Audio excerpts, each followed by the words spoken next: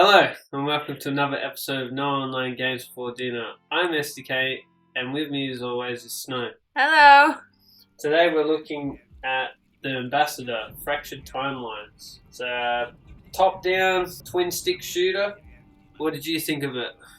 Not much. Not much? Did not think much of this game at all. Yeah, it's pretty... how would you put it? Generic. I would say it's kind of generic, yeah. I've seen you play a lot of top-down shooters and I think it's missing a lot. There isn't, it doesn't seem to be a lot to it.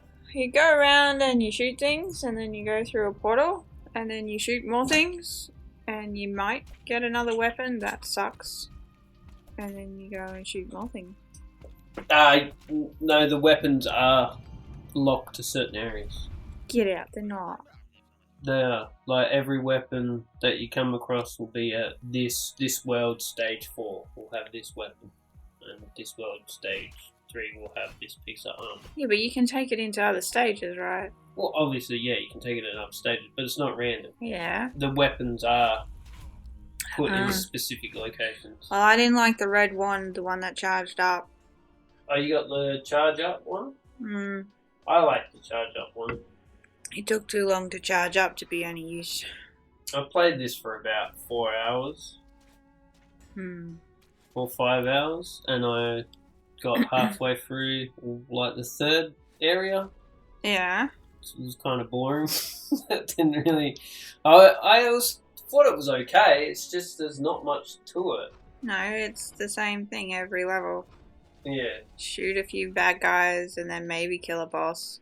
I thought there was going to be puzzles in the game because when you look at the clip that they do to advertise the game, it looked like there would be puzzles. But if there were puzzles, I missed them. Yeah. No, there's no real puzzle. There's a couple of little secret, like, things so you can get access to books to get an achievement. But the books, like, they don't give you extra power or any special abilities. They're just bits of lore for the game. It is a very dull and simplistic version of a twin stick. One of the best games out there for a twin stick shooter would be Enter the Gungeon, but that's a roguelite, whereas this is just go around, click on the enemy, kill the enemy. Maybe you have to stop time to shoot an obstacle so the enemy gets damaged or stunned. I used the stop time a lot to kill the mages. So did you went into the second area first? Yes. Yeah. I should not have done that. I went back. Yeah. They were like, just pick a portal. I'm like, okay, I like that one. It's pretty. Yeah. You know? Yeah, I went from left to right. Right, and I got halfway through that area, so I'm not sure how much longer the game is after that, so it doesn't seem like that long of a game either, and it's $21.50 Australian to buy it, so that's like $15 US. It's a lot of money for a game. That's pretty dull. Yeah.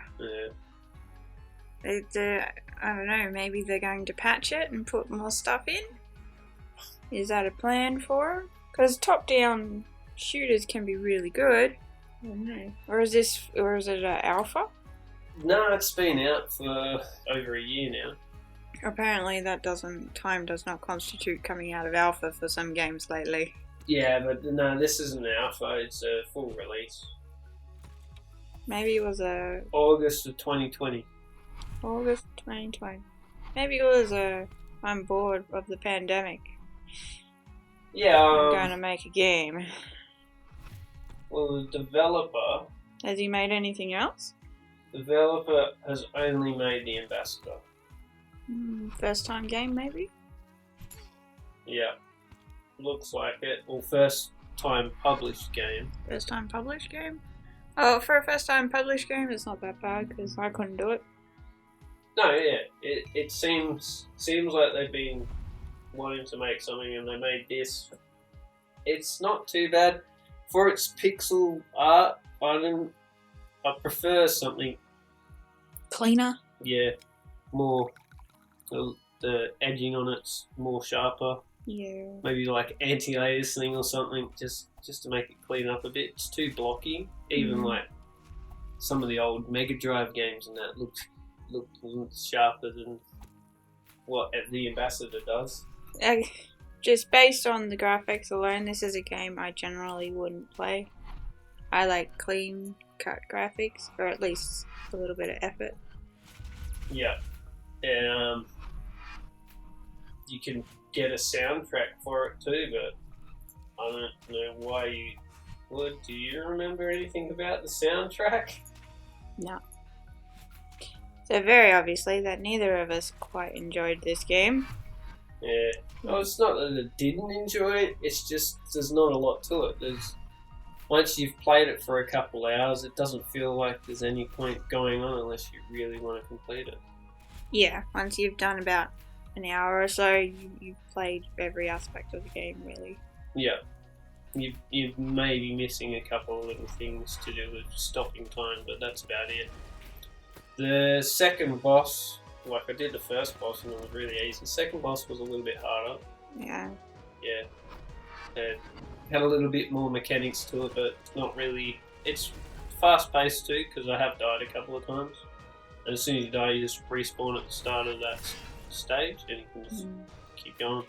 It looks like it's built with speed running, like not speed running per se, but gives you a time for each stage that you do, and you can go back and try and get a faster time for it. Maybe cut down how quick your run is.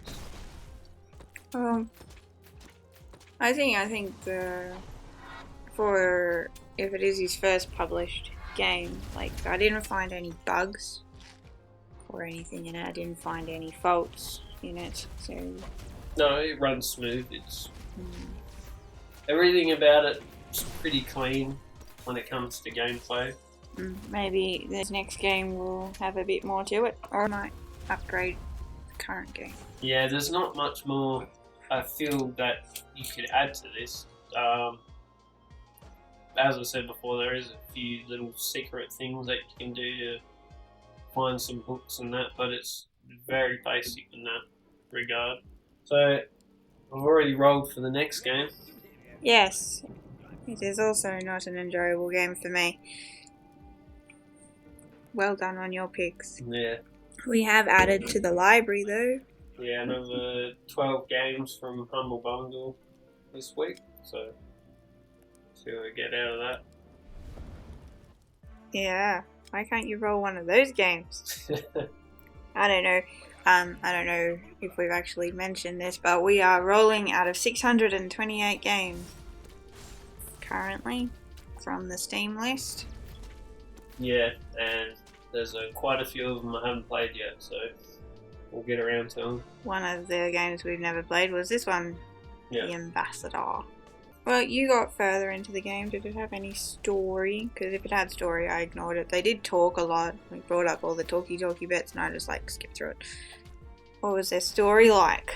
It did have a story to it. It seems more like the story is written more than gameplay was implemented. It does have a maybe they're more of a writer than a game developer. Yeah. Maybe they got a couple of books. Maybe we should do a thing on one of their books. It had a fair bit of lore in it, like when I was collecting the little books that tell you about each of the areas and the people that run the place and that. And I don't know how you skipped it, but then homeland gets blown up. I can tell you how I skipped it. While I was playing the game, I was also watching TV. Okay. That makes sense. Yeah. Yeah, well, their homeland got blown up, so... Well, that's sad. I actually can't remember what it's called. It starts with a T, it's like Tenoria or something. Yeah. You know, you game developers, you need to make your lands and languages easier to pronounce. Well, it's... and to remember. Well, it's not that, yeah. I just didn't remember. I'm not that interested in this game story either. But I didn't really come into it expecting a fleshed out story for a twin stick shooter. I don't know what twin stick means. Well, if you play this on a controller That's a disgusting notion. Yes. But if you did, you use the analog sticks in your bumpers and triggers. There's twin stick, you use both sticks to move around and shoot. If I had to do that, if I had to use both sticks, I would be looking at the controller and not the game, and I would die. Terrible. Yes. That's why it's a disgusting notion to play it with a controller. But that's how you play first-person shooters as well. No, it's not. Yeah, it is. It is not how I play first-person shooters. I use a mouse and keyboard. Well, yeah, we use mouse and keyboard most of the time, but if you did have to use a controller, it's the 2 analog sticks as well. Oh, I remember playing that Resident Evil game. You're like, play this, there's going to be lots of fun for you. And I had to play it with a controller, and I got down in the pit in like the first 5 minutes. And you can play it with mouse and keyboard. It's just if you wanted to play co-op in that one, you had to use controller. yeah, and what did I do? I gave you the controller and I left. Yeah, fair enough. No. Yeah, well, don't have much to say about it. We'll see what we get out of Sonic Adventure 2 Battle next week then. You're not going to get much out of me. You sure? Yeah, it's all going to be nostalgia for you, isn't it? Yeah, I suppose. Yeah. But you could play in the Chayo Garden. It's a platformer. I don't play platforms. Okay. Alright, well, we'll end the discussion here. There's not much else to talk about, really. Well, see you next time. See you later.